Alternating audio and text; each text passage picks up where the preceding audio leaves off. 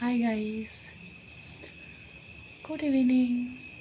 Good evening বলবো না, good নাইটের সময়। হ্যাঁ, তারপর সবাই ভালো আছে তো? আর বলো না, আজ গিয়েছিলাম একটু বাইরে আর কি। হ্যাঁ, দুর্গাপুর গিয়েছিলাম। দুর্গাপুর মানে গিয়েছিলাম ইস্কন মন্দির। ও বাবা, ইস্কন মন্দিরে গিয়ে কি জ্বালা! ইস্কন মন্দিরে অনেকদিন যাওয়া হয়নি, বেশ আমি তো খুব শ্রীকৃষ্ণ ঠাকুরের ভক্ত। হ্যাঁ, ইস্কন গেছি তো জুতোটা গিয়ে ছিঁড়ে আমার, ওই কী কষ্টে এবার জুতো ছিঁড়ে যাচ্ছে, খালি পায়ে আমার হাঁটাও অভ্যাস নাই। হ্যাঁ, কিছু করার নাই। তারপর আবার যেতে হলে বেনাচিতি, এবার কোথাও জুতো সামার দোকানও পাচ্ছি না। তো বললে বিশ্বাস করবেন না বন্ধুরা, মানে জুতো সেলাই করতে তো বেশি পয়সা নিল, ঠিক আছে, চলো কোনো ব্যাপার না, কিন্তু ওই অটোয় করে যাচ্ছি যে, মানে টোটোতে অটোতে কত করে ভাড়া দুর্গাপুরে, 40 টাকা 50 টাকা। হ্যাঁ, যে আমি বললাম আমি একা যাবো, বলছি একা গেলেও 40 টাকা লাগবে।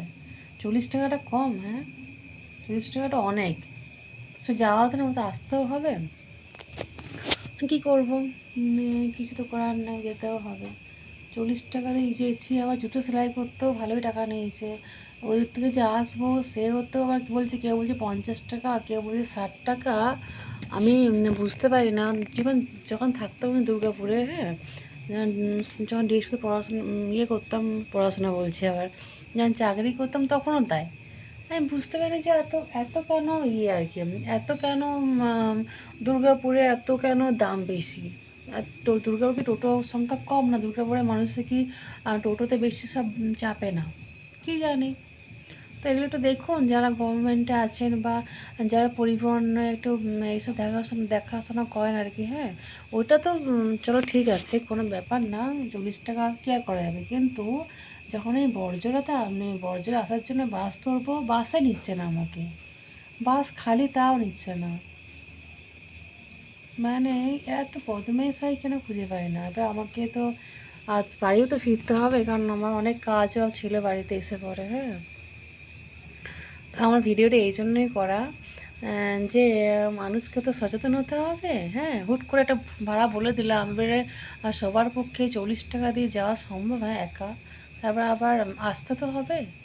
তো যাই হোক, ভগবান শ্রীকৃষ্ণের মন্দিরে গেলাম, ইস্কন অনেকদিন পরে গেলাম, একটু দেখে এলাম, প্রণাম করে এলাম। হ্যাঁ, তারপরে গেলাম চার্চে।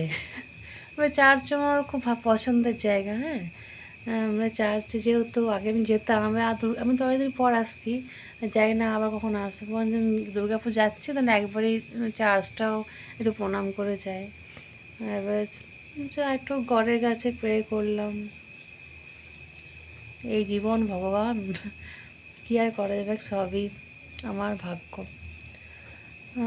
তো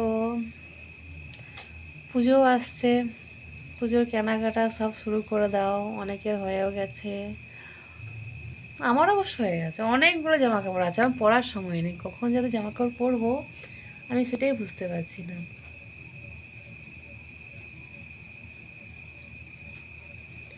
তো কালকে যেতেও হবে, এবার জিনিসপত্র দেখতে পাচ্ছ কত, এটা গোছাতে হবে।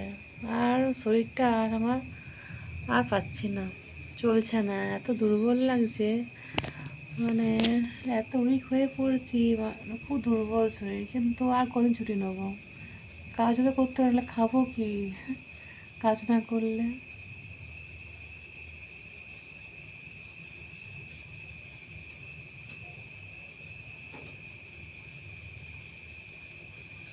মনটা এত ভেঙে যাচ্ছে।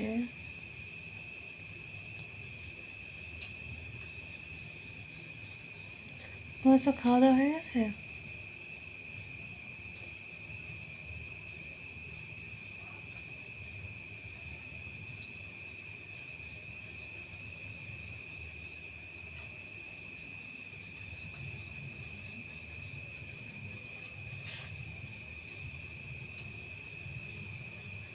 রান্না করতে হবে, রান্না করতে হবে মানে গরম করতে হবে আগে।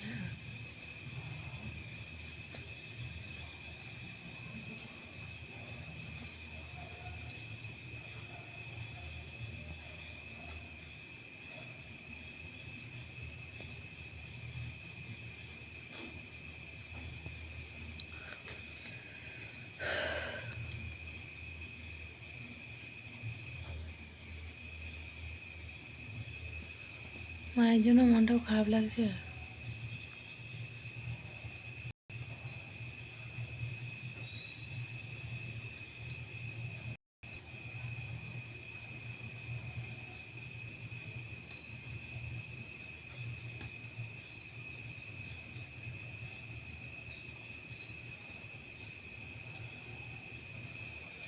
ঠিক আছে, চলো, সবাই খুব ভালো থাকবে।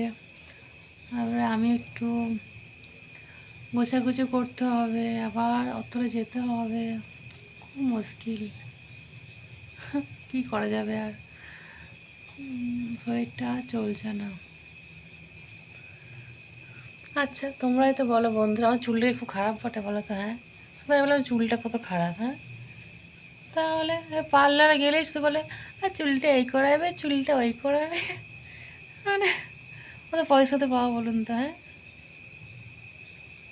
ওদের পয়সা কি সম্ভব? হ্যাঁ, ও চুলটা যা ওঠে বটে, অত লাড়বো। আচ্ছা, জানি না আসলে ছাতুগুলো, আর ভিডিও তো দেখেছি কিনা কি জানি, এই ছাতুগুলো এত বাজে, মানে বাঁকুড়ার ছাতু মানুষের নাম করে। হ্যাঁ, ছাতুগুলো একদম টেস্ট নেই গো বন্ধুরা। 60 টাকা কি 60 টাকা 100 কেজি বলছি, 60 টাকা 100 ছাতু কিনলাম, একদম খেতে ভালো লাগে না। মানে বেকার পয়সা গেল আমার।